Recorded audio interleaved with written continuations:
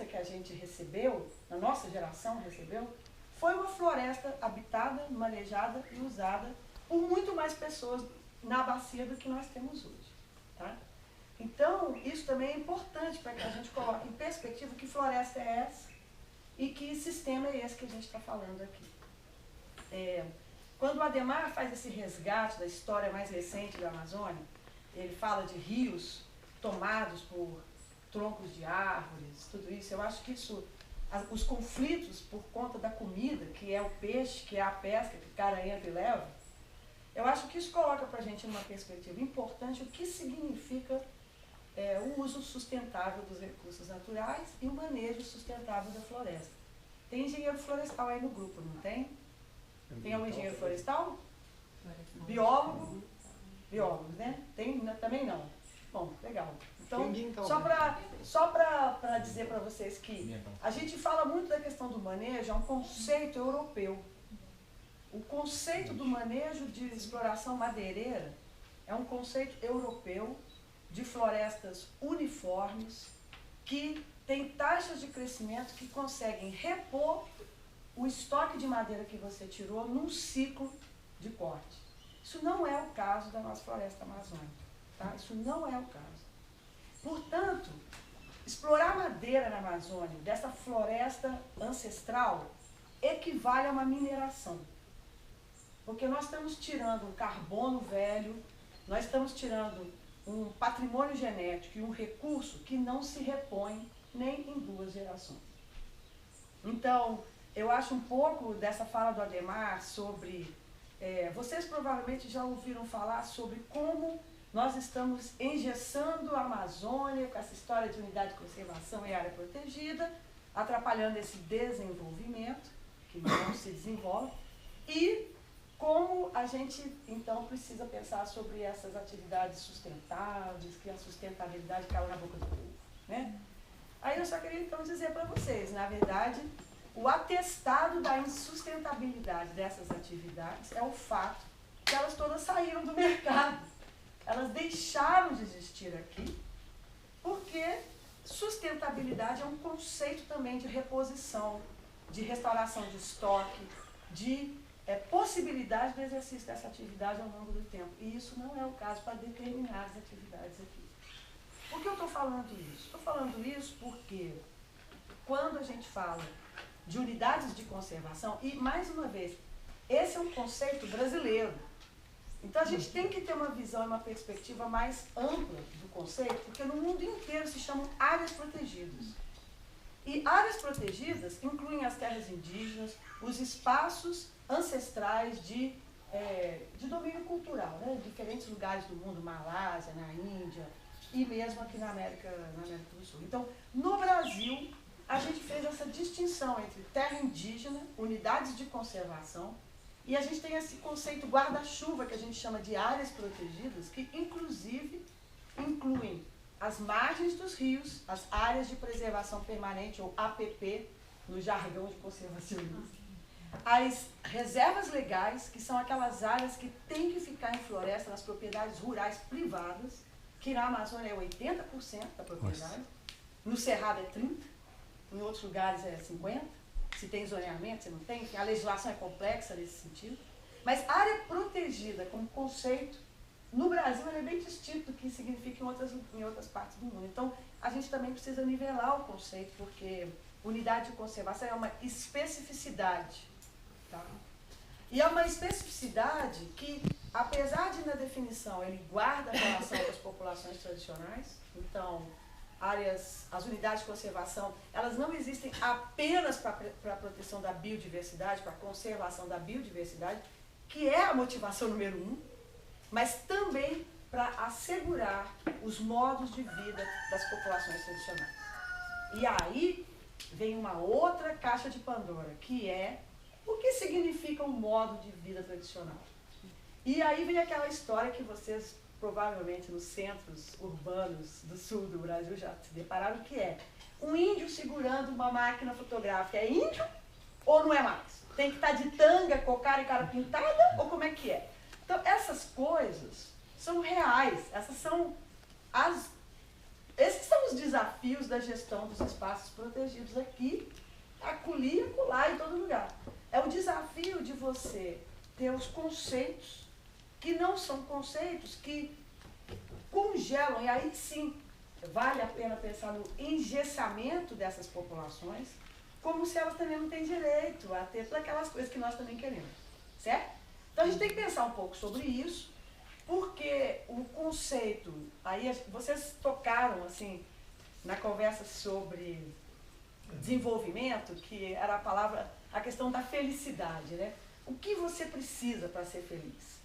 Eu acho que a gente não pode achar que todo mundo precisa da mesma coisa, mas minimamente a gente precisa de alguma coisa para ser feliz. E se a gente conseguisse compreender isso, a questão da diversidade ela ia ser a norma.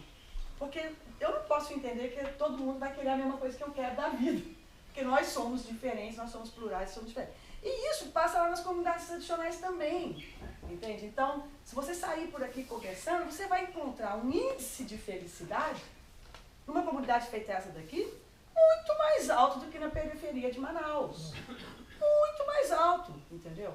Aí a pergunta é, mas estão desenvolvidos, estão assim, tem aquilo que eu quero para mim, para eu considerar que eles estão bem? Qual o meu padrão de bem-estar e felicidade? Esses são desafios reais da gestão, porque a gestão, é na gestão desses espaços protegidos que a gente faz um encontro de dois mundos. O mundo que vem de fora e impõe o seu conjunto de regras e códigos e o mundo que está dentro, que está lá vivendo a vida, a sua vida, que nem a gente todo dia acorda de manhã, vai para o ponto do ônibus, pega o ônibus e vai para trabalhar. É a mesma coisa. Então, como é que a gente equilibra esses desejos, essas expectativas, essas demandas e faz isso casar com conservação de recursos naturais, menor impacto das atividades humanas, a proteção da biodiversidade. Eu acho que eu tenho pouco tempo, mas acho que no geral, assim, importante vocês entenderem também que biodiversidade, esse conceito, ele é um conceito altamente complexo na Amazônia, tá? Até porque nós ainda estamos descrevendo a biodiversidade da Amazônia, quer dizer, todo dia se descobre uma espécie nova dentro do INPA, de qualquer coisa, de macaco, de passarinho, não estou falando de levedura, bactéria líquido, né? Então, é importante então entender que o nosso entendimento dessa biodiversidade é incompleto e a gente ainda está tentando descrever apropriadamente. Isso é o trabalho da pesquisa, do centro de pesquisa, por exemplo, onde eu estou conectado, né?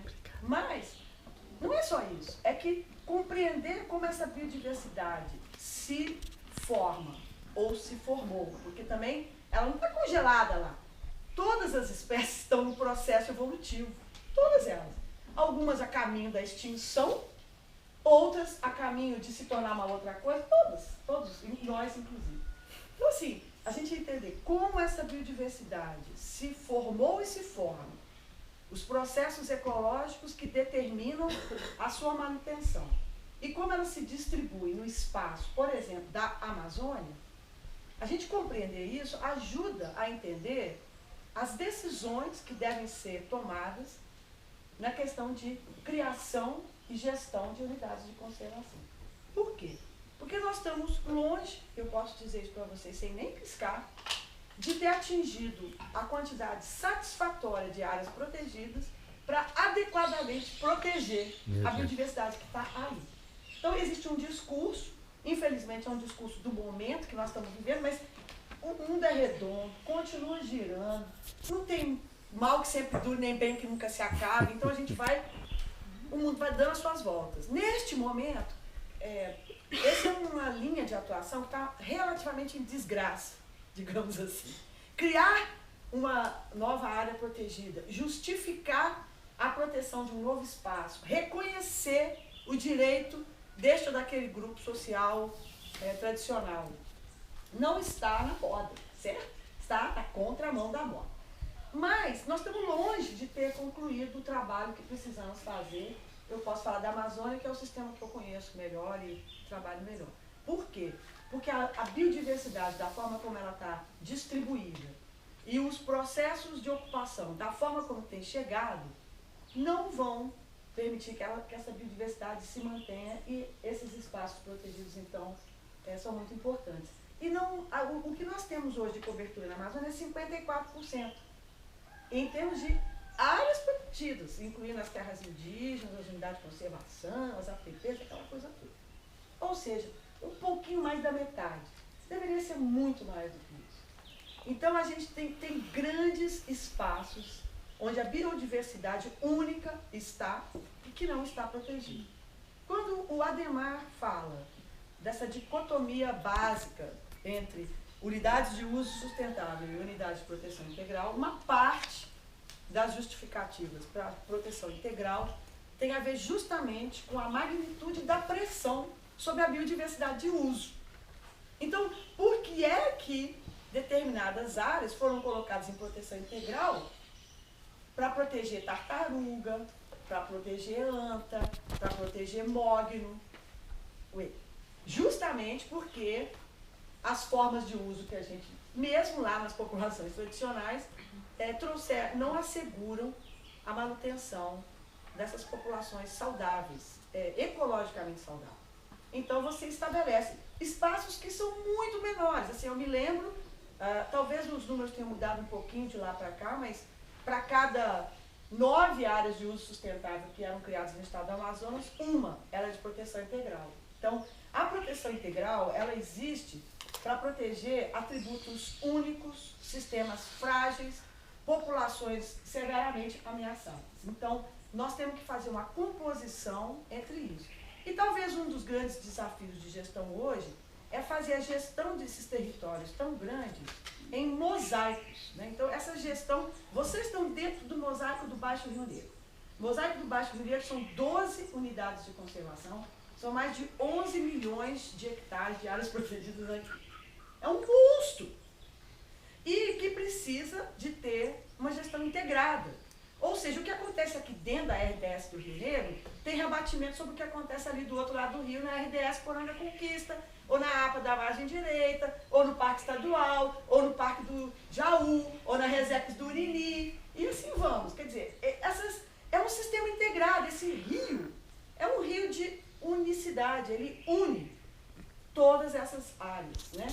Então, a gestão em mosaicos é um mega desafio, que hoje tem várias iniciativas, mas não é trivial, porque isso pressupõe que colocar para conversar governo federal, com governo estadual e tudo. Então, assim, acho que minha última fala em relação ao desafio de gestão é compreender que a gestão de uma área protegida é extremamente complexa e não é assunto para uma única instituição. Infelizmente, nós ainda temos esse grande atraso no marco conceitual da gestão das unidades de conservação no Brasil, que acha que pode delegar, por exemplo, a uma instituição como o ICMBio ou a uma instituição como a Secretaria de Meio Ambiente, órgãos que, vamos combinar, geralmente são o elo frágil da cadeia de comando, controle, poder político, de recurso e tudo, certo? A área ambiental é aquela área que, quando não tem mais nem um pedacinho da pizza e só sobrou as rolinhas de cebola, aí eles dão aquela lá, é a área ambiental, né? A pizza mesmo foi dividida ali nos grandes segmentos. Então, nós temos que compreender que a gestão das áreas protegidas, ela é institucional e ela não deve, e esse eu acho que é uma das grandes fragilidades de gestão hoje, a necessidade de compreender que a gestão de uma área protegida precisa das relações com a questão do território, da gestão fundiária, da fiscalização, que é assunto de polícia. Você tem a questão da educação, que tem Ministério próprio, você tem a saúde, que tem Ministério próprio, você tem a área ambiental, você tem a geração de renda, com todas as políticas que deviam e poderiam estar direcionadas para fortalecer cadeias de valor, de fato, com alguma possibilidade de sustentabilidade. Então, ao invés disso, não. Vira o assunto do que eu, às vezes, chamo os colegas do ICMBio, não gostam, e essa coisa não pode sair na sua gravação ali, é que nós substituímos aquele coronel do barranco, né? A gente tem lá o coronel do barranco, agora nós temos um moderno coronel do barranco, que é o gestor de área protegida, um coronel do barranco. novo, um cara novo. Então, nós temos que acreditar no poder dos espaços coletivos de tomada de decisão, e é por isso que eu acho que vale muito o esforço, o trabalho de fortalecer os conselhos gestores das unidades de conservação, continuar lembrando a esses gestores que nessas unidades de uso sustentável eles são deliberativos, o que quer dizer que o que eles estão decidindo ali tem que ser levado em consideração, entendeu? Nós temos que fortalecer os espaços nos conselhos de meio ambiente, nos conselhos de desenvolvimento rural, para que a gente possa ter uma participação mais inclusiva dos interesses da sociedade nesses espaços. Não que seja tudo flores, mas é no espaço coletivo que se dá a briga. Se ele não está ali naquela mesa de briga, onde é que essa briga está se dando? É lá nos bastidores onde ninguém vê. E onde as relações de força e de poder são mostradas. Então, eu realmente acho que nós estamos num processo ainda de construção dos conceitos da gestão. Eu acho que o Brasil fez progresso, mas eu acho que a gente está num processo ainda muito incompleto, muito insatisfatório, e que, então, por isso eu acho que nós temos, em alguns casos eu vou dizer, mais erros do que acertos na gestão, e eles afloram toda hora. Você sai da cidade, entra na mata, como o Ademar fala, vai para a Amazônia profunda, e vai conversando com as pessoas, e os erros, eles saltam na tua cara. Porque é um processo que a gente tem que continuar aprimorando. E não é para amador. Não é para amador. É complexo e demanda entendimento claro do que está em jogo ali. E por isso que eu acho que muitas vezes a gente patina muito, entendeu? Nada e morre na praia. Então, eu tenho um otimismo em relação à gestão, eu acredito na gestão, mas eu também tenho muita clareza. Nós estamos longe de ser satisfatório, tá? Porque esse diálogo entre quem está dentro e quem está fora, ele não é trivial. Vou parar aqui. Obrigada.